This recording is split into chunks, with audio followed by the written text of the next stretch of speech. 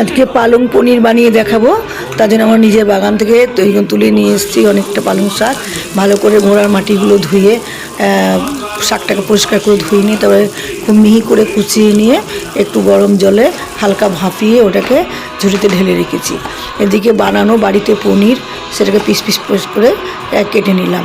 এবার ফ্রাই প্যানের মধ্যে সাদা তেল, অবশ্যই সাদা তেল, তার সঙ্গে একটু বাটার দিলাম বা তারপরে একটু মেথি ফোড়ন দিলাম, তারপরে মিহি করে কোচানো পেঁয়াজ দিলাম একটু, আর দিলাম কয়েক কোয়া রসুন থেতো করে।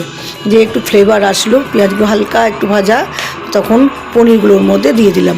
পনিরগুলোকে নাড়াচাড়া করে একটু ভাজা ভাজা হওয়ার পর ওর মধ্যে এই যে পালং শাকটাকে ভালো করে চটকে ওটাকে অনেকটা পেস্টের মতো করে রেখেছি হাত দিয়েই, সেটাকে ঢেলে দিলাম। এবার নাড়াচাড়া করলাম, স্বাদ মতো নুন আর মিষ্টি দিয়ে দিলাম এবং ওটাকে নামিয়ে দিলে রেডি হয়ে গেল পালং পনির।